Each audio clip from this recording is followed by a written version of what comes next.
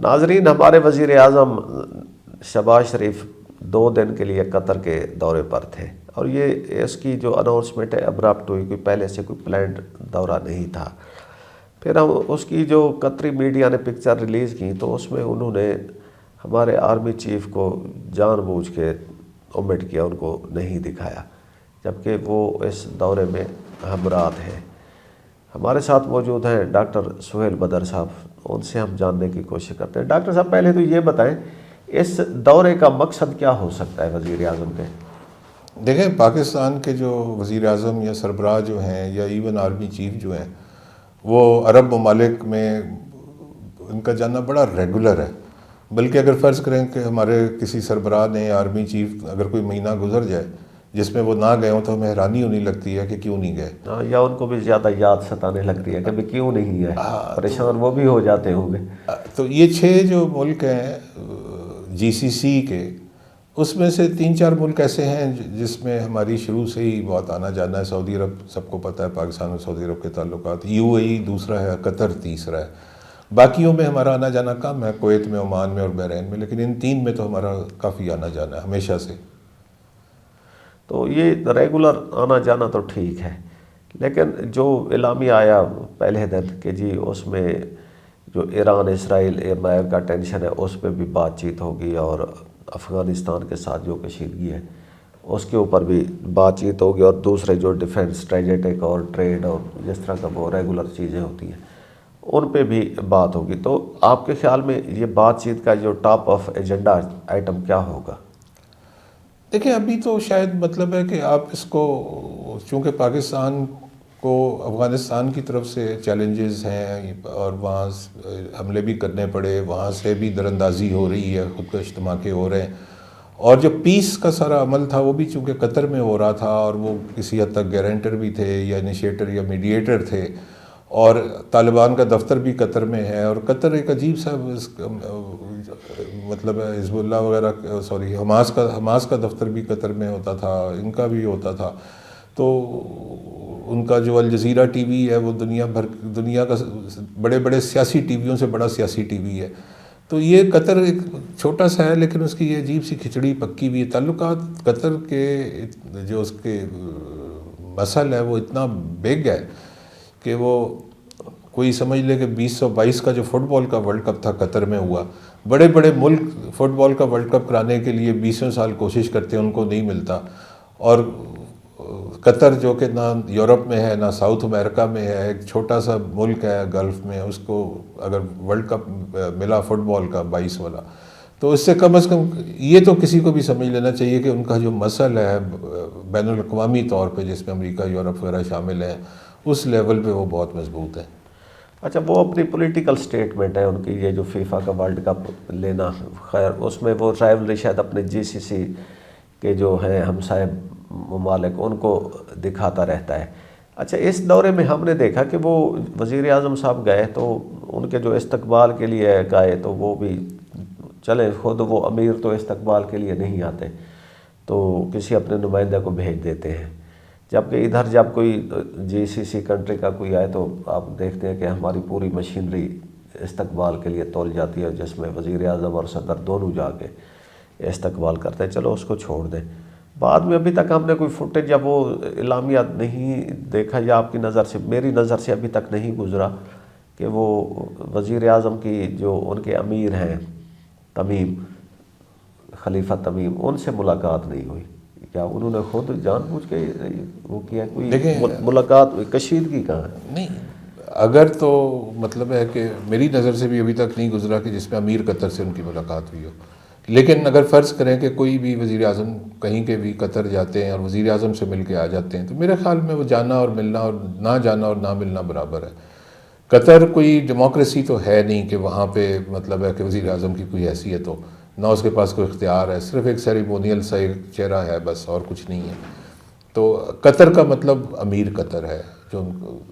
تو اگر وہ اس سے ملاقات نہیں ہوئی تو پھر تو یہ سیریمونیل جیسا دورہ تھا، اس کا کوئی میرا خیال ہے کہ ہو سکتا ہے کہ اس کا زیادہ مقصد جو ہے وہ بیک ہوم ڈومیسٹک مطلب ہے کہ کنزمپشن ہو، جو بھی ہے، لیکن مطلب ہے کہ غیر امیر قطر کے ملاقات کے میرا خیال ہے کہ دورے کی کوئی وہ سیاسی طور پہ یا جو اس ریجن میں، دیکھیں جب پاکستان اور قطر کا اگر بات ہو رہی ہے تو دو پیراؤں میں ہو سکتی ہے، ایک افغانستان پاکستان کے پیرائے میں ہو سکتی ہے، اور ایک جو مڈل ایسٹ کی اپنی کشیدگی اور خاص طور پہ ایران اور اسرائیل کے درمیان مطلب کشیدہ تعلقات ہیں، تو ہم بلکہ یوں کہہ سکتے ہیں کہ تین پیراؤں میں بات چیت ہو سکتی ہے، افغانستان الگ ہے، ایران الگ ہے، اور ان کی عربوں کی آپس کی جو کشیدگیاں ہیں وہ الگ ہیں۔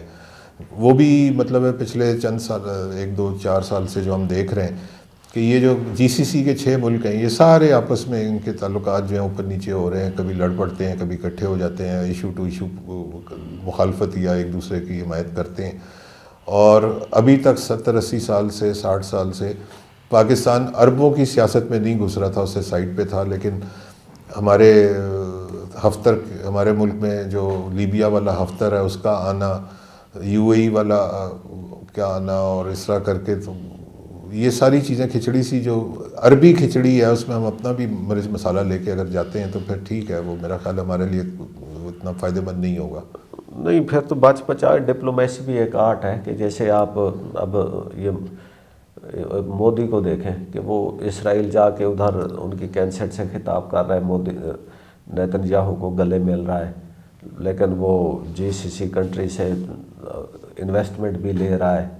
اور سعودی عربیہ سے بھی اس کے تعلقات، سارے کنٹری سے اس نے وہ رکھا ہوا، ایران سے بھی ہے اس کے تعلقات، امریکہ سے بھی فیور لے رہا ہے، تو اس میں پھر وہ کامیاب تو مودی ہو گیا۔ نہیں بالکل، دیکھیں مطلب ہے کہ اس کے لیے کوئی بہت زیادہ راکٹ سائنس کی ضرورت بھی نہیں ہے کسی بھی بندے کو نا۔ آپ یہ دیکھیں کہ انڈیا میں حالانکہ جتنے مرضی انڈیا پہ وہ ٹیرف لگایا ٹرمپ نے، یا بے عزتی کرتا رہا، روسی تیل اور یہ اور وہ اور فلانا، تو اس نے انڈیا میں امبیسڈر لگایا، پاکستان میں ابھی تک نہیں لگایا۔ تو اور امریکہ کا ریلیشن شپ جو انڈیا کے ساتھ ہے وہ ڈپلومیٹک اور بزنس بیسڈ ہے، اکانومی بیسڈ ہے، اور پاکستان میں اس لیے نہیں لگایا کہ پاکستان سے امریکہ کا جو ریلیشن شپ ہے وہ انٹیلیجنس بیسڈ ہے، ان کے پینٹاگون، ہمیں پینٹاگون کے متھے لگائے ہوئے ہیں، ان کو اسٹیٹ ڈپارٹمنٹ کے۔ ایگزیکٹلی۔ اچھا، اسی طرح مطلب ہے کہ یو اے ای جو ہے وہ انڈیا کے تو انتہائی، مطلب میرا خیال ہے کہ قریب ترین ملک ہے یو اے ای جو ہے۔ انڈیا جو بڑے بڑے پروجیکٹ بنا رہا ہے، آئی میک اور یہ وہ سارے یو اے ای بیسڈ ہیں، جس میں وہ انہوں نے کوریڈور بنانا ہے یورپ تک، پروپوزڈ ہے، مطلب وہ بنتا یا نہیں بنتا لیکن جو پروپوزڈ کیا گیا ہے، تو وہ آئی میک جو ہے India Middle East Europe corridor جو ہے وہ یو اے ای، انڈیا سے یو اے ای اور پھر آگے اسرائیل اور یورپ ہے۔ اور اچھا، جہاں تک یہ مودی کے دورے کا تعلق ہے تو یہ دونوں کے لیے میرج آف کنوینئنس ہے، انڈیا کے لیے بھی اور اسرائیل کے لیے بھی، کیونکہ دونوں کے مسائل تھے۔ جو نیتن یاہو ہے اس سے سب لوگ کترا رہے ہیں ملنے سے کافی ہفتوں سے یا مہینوں سے، کوئی یورپ یا امریکہ یا کوئی at the end of the day he is war criminal. ہاں، تو کوئی اب اسرائیل نہیں جا رہا، یورپ میں تو وہ قدم نہیں رکھ سکتا نا، وہ یورپ میں قدم نہیں رکھ سکتا، یورپ والا کوئی اسرائیل نہیں جا رہا، تو نیتن یاہو بہت حد تک آپ کہہ لیں 95% 99% آئسولیٹڈ ہے، کارنرڈ ہے اپنی کنٹری میں بھی، اس کو بس ٹرمپ کی حمایت۔ اچھا، اپنے کنٹری میں یہ حالات ہیں کہ جو نیسٹ کا اجلاس ہوتا ہے تو اپوزیشن نے بائیک آؤٹ کر رکھا ہے، تو جب اچھا یہ جو ان کی پارلیمنٹ ہے نیسٹ، اس کا جب اجلاس ہوتا ہے تو جو اپوزیشن ہے وہ تو اس میں نہیں جاتی، وہ بائیک آؤٹ اس نے کیا ہوا ہے۔ وہ جب اجلاس ہو رہا ہوتا ہے نیسٹ کا تو وہ باہر کیفیٹیریا میں یا باہر کسی جگہ پہ بیٹھے ہوتے ہیں، اندر اجلاس ہو رہا ہوتا ہے، نیتن یاہو تقریر کرتا چلا جاتا ہے۔ یہ ان کی اب جو خطاب ہوا ہے اچھا مودی کا، اب جو مودی کا خطاب ہوا ہے، تو جس دن مودی کا خطاب تھا پرسوں، تو اپوزیشن لیڈر نے یہ بیان دیا، اس نے کہا کہ چونکہ معزز مہمان آئے ہیں تو ہم یہ کریں گے کیونکہ ہم کیفیٹیریا میں بیٹھے رہیں گے، اس سے پہلے جو ایوان کی کارروائی چلتی رہے گی جس میں پرائم منسٹر کا خطاب ہوگا، یہ ہوگا وہ ہوگا، ہم اس کا حصہ نہیں بنیں گے، ہم اندر نہیں جائیں گے ہاؤس پہ۔ تو اپوزیشن اس دن مودی والے خطاب والے دن کیفیٹیریا میں بیٹھی ہوئی تھی، وہاں پہ اپنا کھا پی رہے تھے سارا،